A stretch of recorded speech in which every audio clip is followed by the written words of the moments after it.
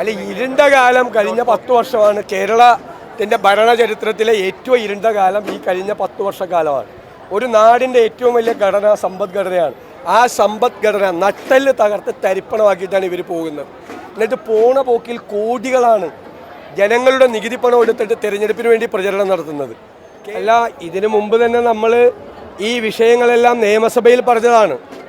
ഞാൻ പറഞ്ഞു, കേരളത്തിൽ ഒരു സംഭവമല്ല ഉണ്ടായിരിക്കുന്നത്, നിരവധി സംഭവങ്ങളാണ് ഇതുപോലെ ഉണ്ടായിരിക്കുന്നത്. ഇതിലൊക്കെ വളരെ അവഗണന നിറഞ്ഞ സമീപനമാണ് ആരോഗ്യവകുപ്പിൻ്റെ ഭാഗത്തുനിന്നുണ്ടായിരിക്കുന്നത്. ആരോഗ്യവകുപ്പ് റിപ്പോർട്ട് തേടും, ആ റിപ്പോർട്ട് മേടിച്ചു വയ്ക്കും. അത് തന്നെ ഇപ്പോൾ വോള്യങ്ങളുണ്ടാവും. ഈ ഹസീനയുടെ വിഷയം നിയമസഭയിൽ പറഞ്ഞതാണ്, മന്ത്രിയോട് പറഞ്ഞതാണ്.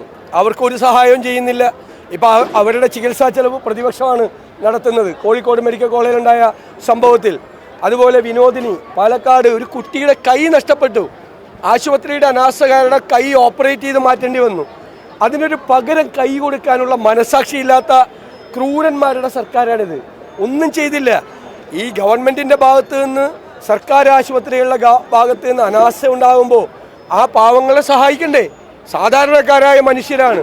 അവരോട് ഒരു ദയയും കാണിക്കാതെ ഉള്ള സമീപനമാണ്.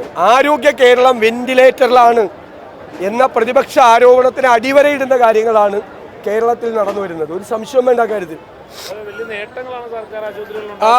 അതൊക്കെ പറയാം. ഇപ്പോൾ മെഡിക്കൽ കോളേജുകളിൽ, കേരളത്തിലെ പല മെഡിക്കൽ കോളേജുകളും സാധാരണ താലൂക്ക് ആശുപത്രിയിൽ നിന്നും ജില്ലാ ആശുപത്രിയിൽ നിന്നും മെഡിക്കൽ കോളേജിലേക്ക് റെഫറൻസാണ്. ഇവിടെ മെഡിക്കൽ കോളേജിൽ ചെന്നാൽ, പേഷ്യൻ്റ് ചെന്നാൽ താലൂക്ക് ആശുപത്രിയിലേക്കും ജില്ലാ ആശുപത്രിയിലേക്ക് റിവേഴ്സ് റെഫറൻസാണ്. കാസർഗോഡ്, വയനാട് മെഡിക്കൽ കോളേജുകളിലെല്ലാം.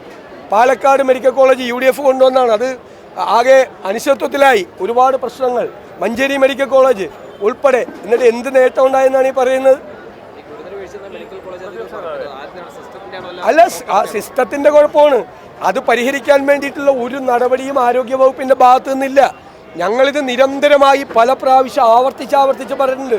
എല്ലാത്തിനും ഒറ്റപ്പെട്ട സംഭവം എന്നാണ് മറുപടി. ഒറ്റപ്പെട്ട സംഭവങ്ങളെല്ലാം കൂടി കൂട്ടിവെച്ചാൽ ഒരു വോള്യങ്ങളുണ്ടാവും. വെബ്സൈറ്റ് തുടങ്ങിയിരിക്കുകയാണ്, ഇരുണ്ട കാലം എന്ന് പറഞ്ഞ് UDFന്റെ മുൻകാലത്തെ അഴിമതികളൊക്കെ കാണിച്ചുകൊണ്ട്. യഥാർത്ഥത്തിൽ എവിടെയാണ് ഇരുണ്ട കാലം? അല്ല, ഇരുണ്ട കാലം കഴിഞ്ഞ 10 വർഷമാണ്. കേരളത്തിൻ്റെ ഭരണചരിത്രത്തിലെ ഏറ്റവും ഇരുണ്ട കാലം ഈ കഴിഞ്ഞ 10 വർഷക്കാലമാണ്. ഒരു നാടിൻ്റെ ഏറ്റവും വലിയ ഘടന സമ്പദ്ഘടനയാണ്. ആ സമ്പദ്ഘടന നട്ടെല്ല് തകർത്ത് തരിപ്പണമാക്കിയിട്ടാണ് ഇവർ പോകുന്നത്. എന്നിട്ട് പോണ പോക്കിൽ കോടികളാണ് ജനങ്ങളുടെ നികുതി പണം എടുത്തിട്ട് തിരഞ്ഞെടുപ്പിന് വേണ്ടി പ്രചരണം നടത്തുന്നത്. കേരളം മുഴുവൻ വ്യാപകമായി കോടികൾ ചെലവാക്കി പ്രചരണമാണ് സർക്കാരിൻ്റെ ചെലവിൽ. അതായത് നമ്മുടെ നികുതി പണം എടുത്ത് നവകേരള സർവേ കോടതി അവസാനിപ്പിച്ചു. അത് DYFIക്കാരെ കൊണ്ടും പാർട്ടിക്കാരെ കൊണ്ടും ചെയ്യിപ്പിക്കാൻ വേണ്ടിയാണ്. ഫോറസ്റ്റ് ഉദ്യോഗസ്ഥന്മാരെ കൊണ്ട് ട്രൈബൽ കോളനികളിൽ ഗവൺമെൻറ്റിൻ്റെ നേട്ടങ്ങൾ വിശദീകരിച്ചു. ഏത് കാലത്താണ് ഇങ്ങനെയൊക്കെ നടന്നിട്ടുള്ളത്? ഏത് കാലത്താണ്? ഇരുണ്ട യുഗം കഴിഞ്ഞ ഒരു ദശകക്കാലമാണെന്ന് തെരഞ്ഞെടുപ്പിൽ കേരളത്തിലെ ജനങ്ങൾ തെളിയിക്കുക തന്നെ ചെയ്യും. ഒരു സംശയമില്ല. ഉറപ്പായും. പിന്നെ ഒരു കാര്യം കൂടി പറയാനുണ്ട്. ശബരിമല തന്ത്രിക്ക് ജാമ്യം കൊടുത്തുകൊണ്ട് കോടതി നൽകിയ ഉത്തരവ് വളരെ പ്രധാനപ്പെട്ട ഒന്നാണ്. ജനുവരി 11-ാം തീയതി ഞാൻ മാധ്യമങ്ങളോട് പറഞ്ഞു, തന്ത്രിയെ പോലെ ഒരാളെ അറസ്റ്റ് ചെയ്യുമ്പോൾ എന്ത് കാരണത്തിലാണ് അറസ്റ്റ് ചെയ്യുന്നത്? അദ്ദേഹത്തിൻ്റെ പങ്കാളിത്തം, ഒരു കുറ്റകൃത്യം ചെയ്യുന്നതിൽ അദ്ദേഹത്തിൻ്റെ പങ്കാളിത്തം എന്താണ് എന്ന് വ്യക്തമായി പൊതുസമൂഹത്തോട് പറയേണ്ട ബാധ്യത SITക്കുണ്ട്. പറഞ്ഞില്ലേ? ആ റിമാൻഡ് റിപ്പോർട്ട് വായിച്ചാൽ അത് വിശദമായി പറയുന്നില്ല.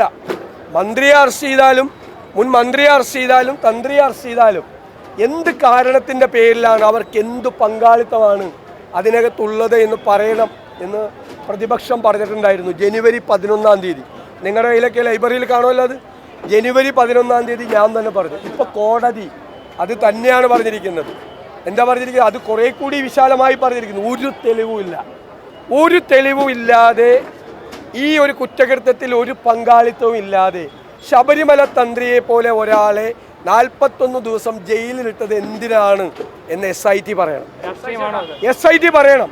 കാരണം CPM നേതാക്കൾക്കെതിരായി ആരോപണങ്ങൾ മൂർച്ച വെച്ചപ്പോൾ അതിൽ നിന്നും വഴിതിരിച്ചു വിടുന്നതിന് വേണ്ടിയിട്ടാണ് മുഖ്യമന്ത്രിയുടെ ഓഫീസിൻ്റെ സ്വാധീനത്തിൽ ഈ തന്ത്രിയെ അറസ്റ്റ് ചെയ്തെന്നുള്ളൊരു ആരോപണമുണ്ട്.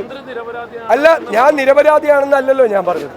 ഒരാളെ, തന്ത്രിയെ പോലെ ഒരാളെ അറസ്റ്റ് ചെയ്യുമ്പോൾ എന്താണ് അദ്ദേഹത്തിൻ്റെ പങ്കാളിത്തം? എന്ത് കുറ്റകൃത്യമാണ് അദ്ദേഹം ചെയ്തിട്ടുള്ളത്, ഏത് ഒഫൻസാണ് ചെയ്തിട്ടുള്ളത്, ഏത് സെക്ഷനാണ് അദ്ദേഹത്തിനെതിരായി അട്രാക്ട് ചെയ്യപ്പെടുന്നത് എന്ന് പറയണ്ടേ? പറഞ്ഞില്ല. അതന്നെ കോടതി പറഞ്ഞത്. കോടതി പറഞ്ഞത് ഒരു അയോട്ട ഓഫ് എവിഡൻസ് പോലും ഇല്ലെന്ന, തെളിവിൻ്റെ ഒരു അംശം പോലും ഇല്ല എന്നാണ് പറഞ്ഞത്. അതുകൊണ്ട് ഈ അന്വേഷിക്കുന്ന കേസ് സൂപ്പർവിഷൻ ഡിവിഷൻ ബെഞ്ചിൻ്റെയാണ്. ആ ഡിവിഷൻ ബെഞ്ച് ഗൗരവതരമായി എന്തുകൊണ്ടാണ് തന്ത്രിയെ അറസ്റ്റ് ചെയ്യാനുള്ള കാരണം എന്ന് അന്വേഷിക്കണം. SIT പൊതുസമൂഹത്തോട് പറയണം.